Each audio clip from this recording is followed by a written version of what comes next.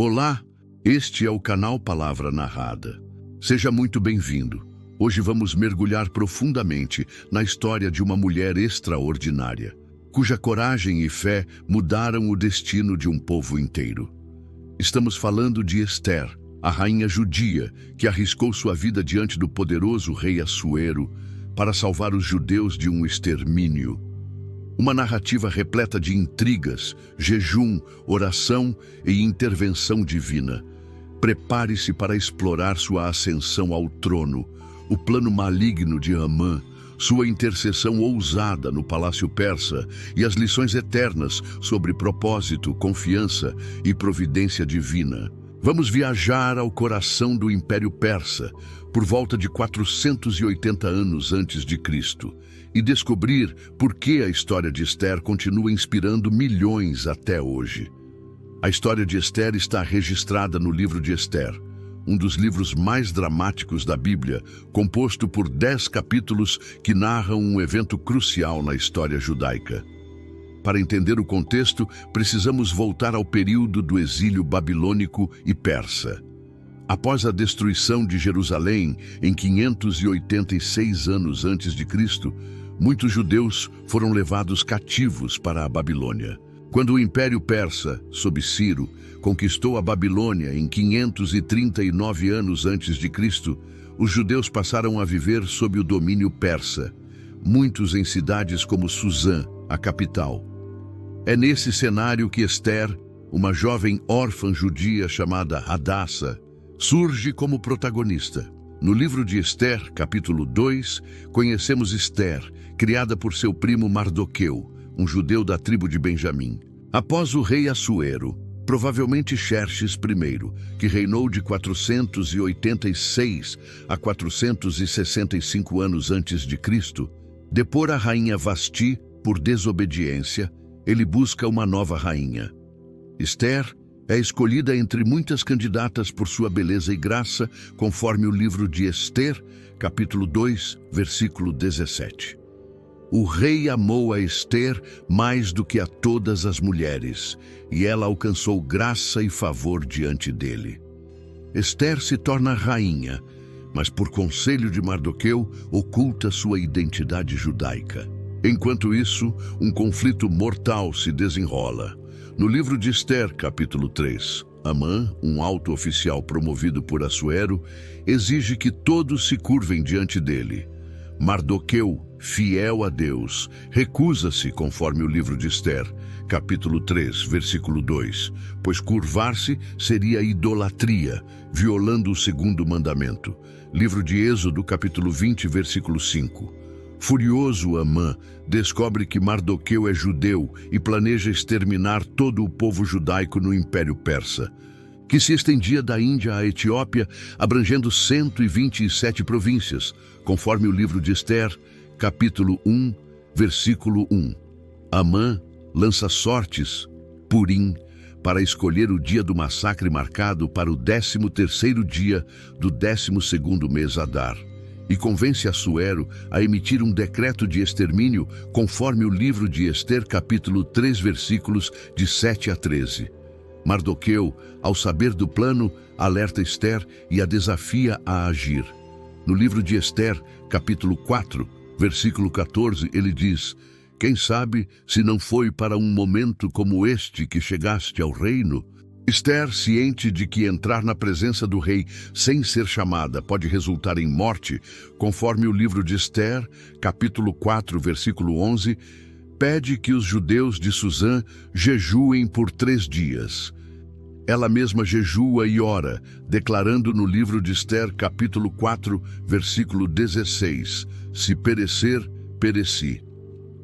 Essa frase resume sua coragem e fé. No livro de Ester, capítulo 5, Ester entra na corte e o rei estende o cetro dourado, sinal de favor. Ela convida Assuero e Amã para 2 banquetes, estrategicamente adiando sua petição. No segundo banquete, no livro de Ester, capítulo 7, Ester revela sua identidade judaica e o plano de Amã.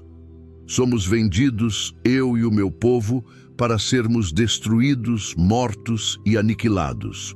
Livro de Ester, capítulo 7, versículo 4. Assuero, indignado, ordena que Amã seja enforcado na forca que ele próprio preparara para Mardoqueu, conforme o livro de Ester, capítulo 7, versículo 10.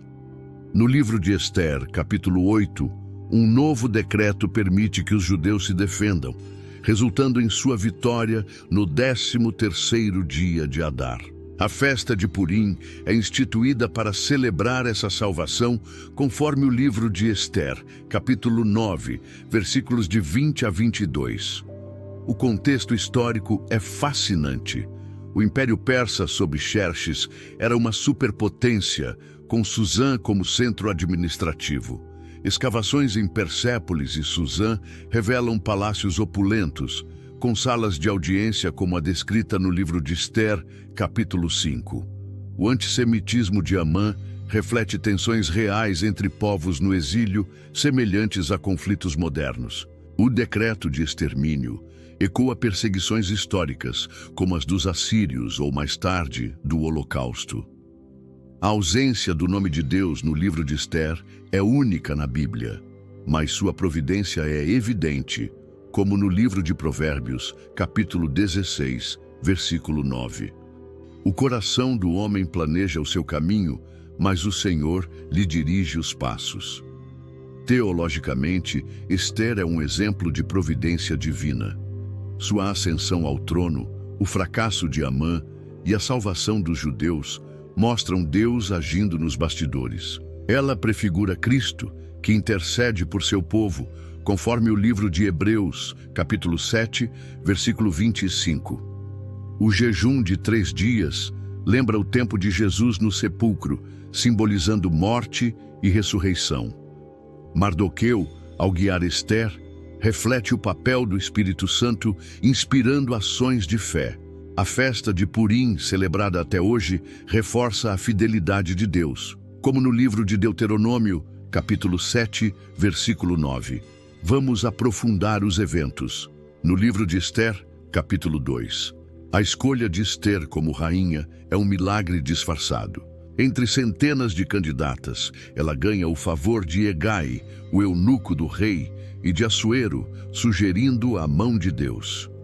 Sua decisão de ocultar sua identidade judaica, conforme o livro de Ester, capítulo 2, versículo 10, mostra sabedoria estratégica, contrastando com a ousadia de Mardoqueu ao desafiar Amã.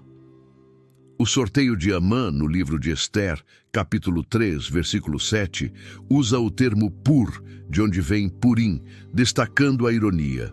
O plano humano é revertido por Deus. O jejum de Ester, no livro de Ester, capítulo 4, versículos de 15 a 16, é central. O jejum, comum na tradição judaica, livro de Joel, capítulo 2, versículo 12, prepara o povo para a intervenção divina. Ester arrisca a vida ao entrar na corte, pois a lei persa, segundo historiadores como Heródoto, punia com morte quem se aproximasse do rei sem convite. O cetro dourado, descrito no livro de Ester, capítulo 5, versículo 2, simboliza graça, semelhante à graça de Deus em Cristo. O plano de Amã desmorona por ironias divinas. No livro de Ester, capítulo 6, ele é forçado a honrar Mardoqueu, a quem planejava matar, após o rei descobrir que Mardoqueu frustrou um complô contra sua vida. Livro de Ester, capítulo 2, versículos de 21 a 23.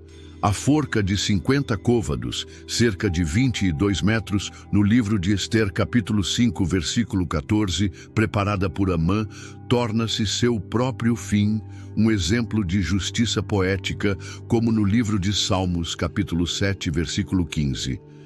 Caiu na cova que abriu.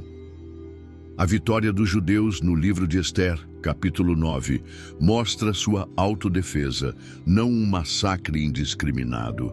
Eles matam 500 homens em Suzã e 75 mil nas províncias, conforme o livro de Ester, capítulo 9, versículos de 6 e 16. Mas não tomam despojos, enfatizando justiça, não ganância. Purim, instituído no livro de Ester, capítulo 9, versículo 26. É celebrado com banquetes e troca de presentes, refletindo alegria e gratidão. Culturalmente, Esther inspira tradições judaicas e cristãs. Purim inclui leituras do livro de Esther, Megila, máscaras e fantasias, simbolizando a inversão de papéis, o humilde elevado, o orgulhoso humilhado. No cristianismo, Esther é um modelo de intercessão como Maria em Caná, livro de João, capítulo 2. Sua história inspirou obras como a ópera de Handel, Esther, 1718, e pinturas renascentistas. Lições práticas são abundantes. Esther ensina coragem para agir no momento certo, como no livro de Eclesiastes, capítulo 3, versículo 1. Tudo tem seu tempo determinado. Seu jejum nos chama à oração e dependência de Deus, conforme o livro de Mateus, capítulo 6, versículo 16. Sua humildade e obediência a Mardoqueu refletem a submissão a Deus, como no livro de Tiago, capítulo 4, versículo 7. Em um mundo de injustiças, Esther nos desafia a interceder pelos oprimidos, como no livro de Isaías, capítulo 1, versículo 17. No contexto moderno, Esther fala a resistência contra o preconceito. O antissemitismo de Hamã ecoa discriminações atuais, desafiando-nos a combater a intolerância. Sua história inspira mulheres a liderar com sabedoria, como no livro de Provérbios, capítulo 31, versículo 10. A providência divina nos encoraja a confiar em Deus em crises, como no livro de Romanos, capítulo 8, versículo 28. Todas as coisas cooperam para o bem daqueles que amam a Deus. Arqueologicamente, Suzã revela palácios com pátios e colunas, compatíveis com o cenário do livro de Esther. Inscrições persas mencionam Xerxes e sua administração, corroborando o contexto.